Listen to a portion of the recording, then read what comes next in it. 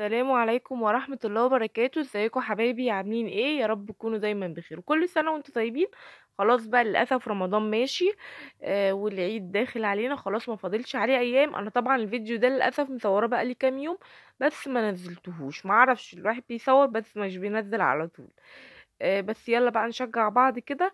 انا النهارده اليوم دوت بقى مش اليوم اللي انا بسجل معاكم، لا اليوم اللي انا كنت مصوراه. كنت انا في المدرسه، كنت لولو عندها امتحان وكده، ووديتها وجيت طلعت على السوق. اول حاجه رحت جبت العيش بقى زي ما انت شفت انا بوريه لكم كده، عشان السحور. يعني كان معايا ورقه كده، كنت ضاربه البطاقه وكان معايا ورقه، فقلت ايه اجيب بيها عيش، وخليت بقى ايه ده عينه في الفريزر. والاربع ترغيفه ده هم هحطهم عشان ايه احنا هنعمل النهارده مشويات. اتفرجوا معانا لاخر الفيديو هتشوفوا الفطار بتاعنا النهارده.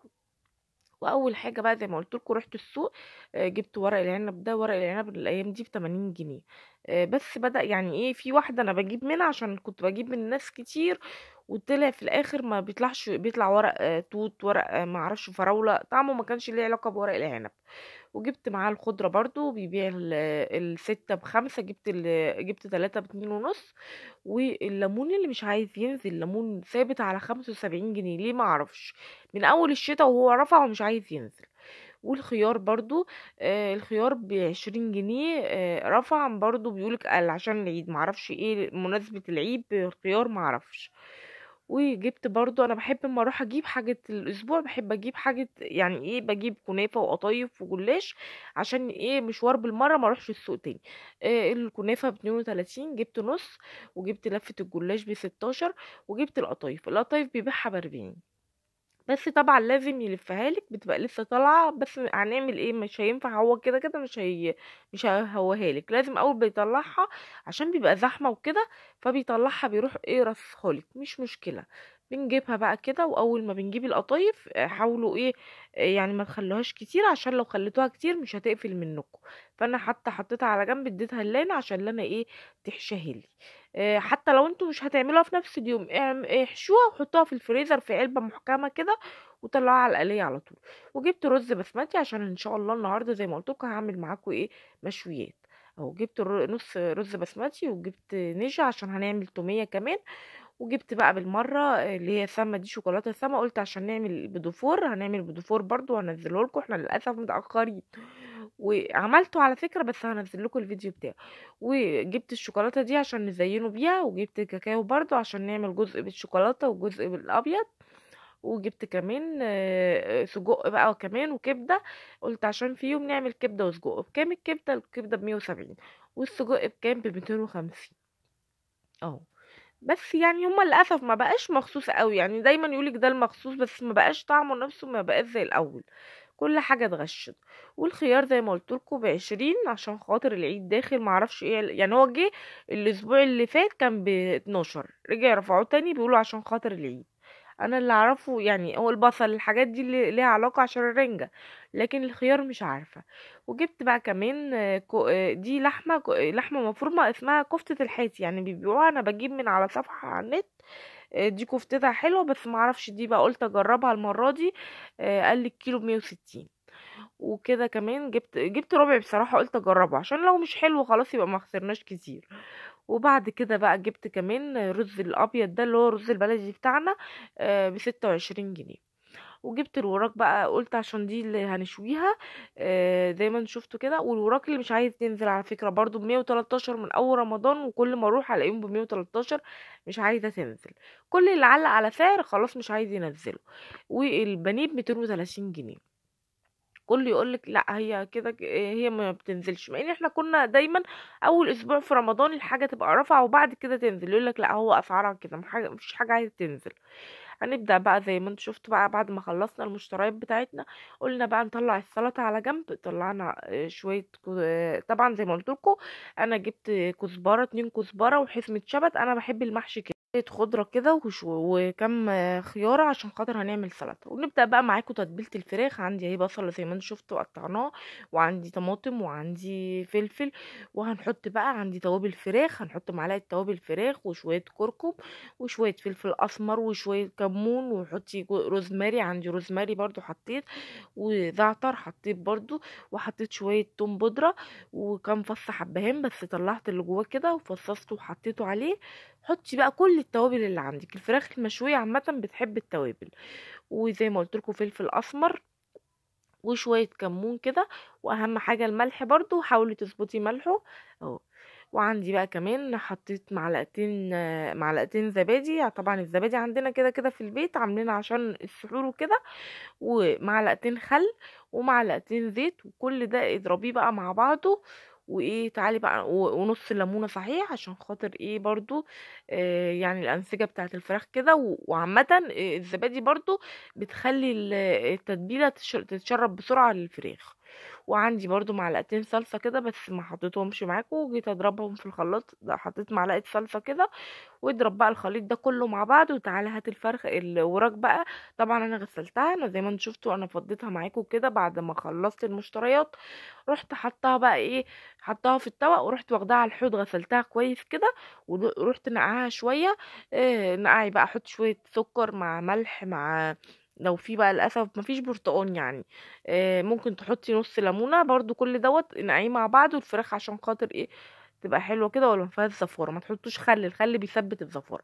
ورحت ماسكه الوراك كده زي ما انتم شفتوا بقطعها كده نفتح فتحات عشان تتشرب التتبيله. وبروح كده ايه فاصله العظمتين عن بعض عشان تشرب التتبيله وتتشوي بسرعه اهو. طبعا احنا تبلناها قبليها بحوالي ساعتين بس، يعني انا جايه من السوق حوالي الساعه 2. وطبعا حطيناها في الفرن 4 ونص.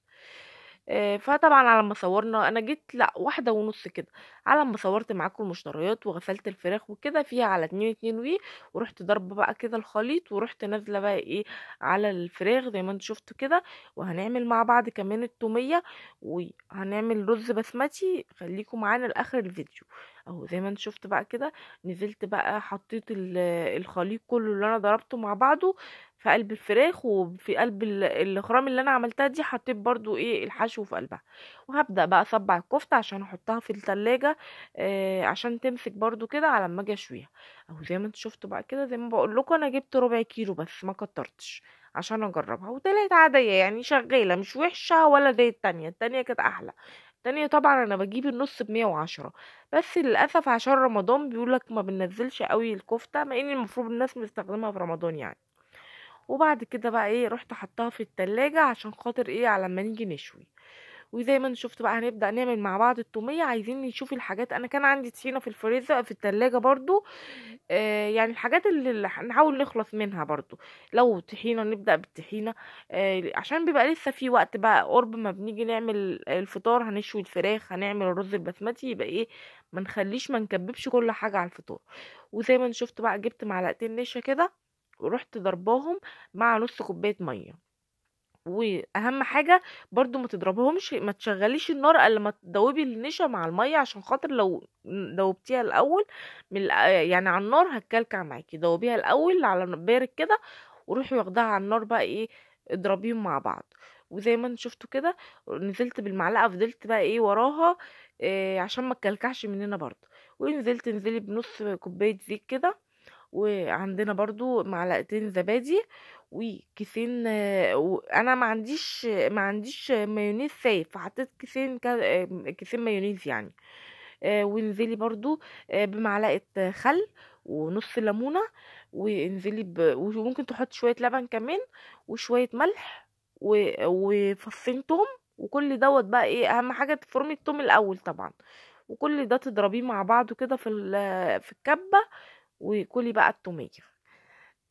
وبعد كده بعد ما خلصنا التوميه بقى اهو زي ما انتم شفتوا انا بس اللي طلعت جافه شويه يعني كانت محتاجه سوائل شويه. يعني انا ايه ساعات بتطلع جافه وساعات بتطلع عشان ما حطيتلهاش لبن، يعني زودوا لها شويه لبن عشان ما تبقاش جافه. وبعد كده بقى ايه، زي ما انتوا شفتوا احنا جبنا بقى شويه لوز برضو كده، بس ما كترتش لوز بصراحه، انا بكتر السوداني عليها. جبت شويه لوز ورحت نقعهم في ميه سخنه عشان ايه، يبوشوا ويطلعوا القشره بتاعتهم اهو. قلت لكم بقى نخلص من الحاجات دي قبل الزحمه، ان احنا نعمل الفراخ المشويه وكده. فزي ما انتوا شفتوا بقى كمان جبت اللوز بعد ما قشرته كده، رحت عاملاه اسمنه نصين، ورحت ايه مع السوداني مش محمراه. وهعمل الزبيب لوحده عشان الزبيب بيحمر بسرعه، يعني ما بياخدش وقت اهو. عملت ده كله بقى هحطه على جنب برضو، واسيبه على ما نعمل الرز ونبقى نحطه على وشه اهو. ابدا بقى اعمل بقى الرز البسمتي. جت الساعه 4:30 كده، رحت طبعا رز البسمتي كنا يعني بتحطيه في ميه قبليها بنص ساعه، بتحطيه تنقعيه في ميه دافيه، وتسيبيه بقى ايه نص ساعه. طبعا ده الكلام ده انا كنت حطيت الفراخ المشويه في الفرن، حطيتها تتشوي يعني الفراخ اللي هتتشوي، وحطيت الكفته، ورحت جايه عامله الرز البسمتي بقى، حاطه شويه زيت. وطبعا زي ما قلت لكم احنا ناقعينه بقى له نص ساعه، حاطه شويه زيت بقى، وبدات اشوح الرز في قلبه كده. وقرفه بقى كمان، القرفه دي بتوديه في حته تانية. وكام فص حبهان كده، بس تبقي فاكره انت حطيتي كام فص حبهان، عشان الحبهان بيبقى مر قوي قبل الاكل، قبل ما تفرغي تبقي تشيليه. وبعد كده حطيت شويه ملح برضو كده، ورحت حاطه اللي هو الكركم عشان خاطر يديله اللون. عايزه تعمليه ابيض مفيش مشكله، عايزه تعمليه اللون اللي هو اللون الاصفر ده، حطي كركم. وبعد كده بقى ايه، هتسيبيه لغايه ما قرب ما يتشرب كده، وتروحي موطيه عليه.